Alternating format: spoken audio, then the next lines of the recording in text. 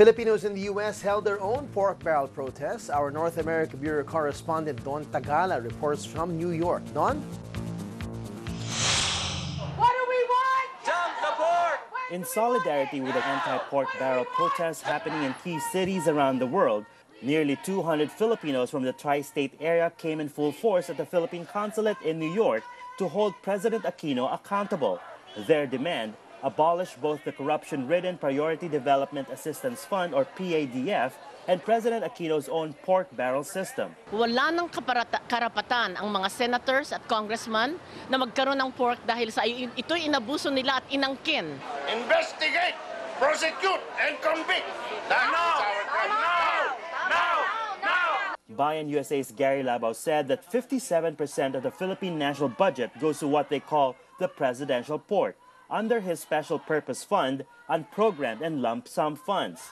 In 2014, the Philippine government is allocating 1 trillion pesos of its 2.6 trillion pesos budget to the presidential pork, according to Migrante International. We don't know where it's going, and we know that there's a lot of issues in the Philippines that this money could be channeled to.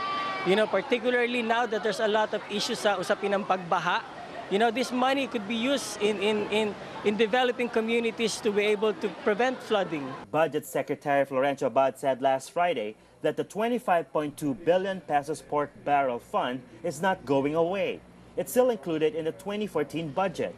He said it could still be used to fund legitimate beneficiaries under a reformed mechanism that is more transparent, but protesters here say it's the same pork with a different name. We're demanding that billions of dollars of PDAF and trillions of pesos in the Presidential Social Fund must be abolished. And this is a test to his slogan of daang matuwid at kung walang korap ay walang mahirap.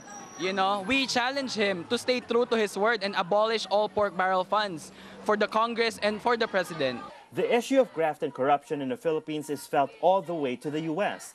The Mayan Migrant Workers Association, Linda Owalecan, said these abolished funds should be rechanneled to underfunded government agencies such as those that help overseas Filipino workers. Hindi namin maisip kung bakit ganyan. Na kami napadala ng padala, 24/7 ang trabaho namin dito. Padala kami ng padala ng mga remittances sa bansa natin.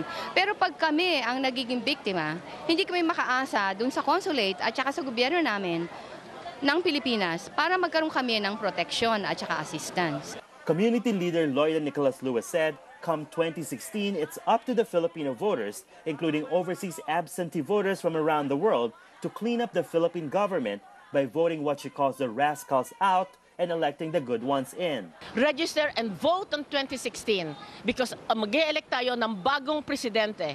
We are 10 million Filipinos outside the Philippines. If even 1 million of us vote, we can decide who will be the next president of the Philippines. Don Tagala, ABS-CBN News.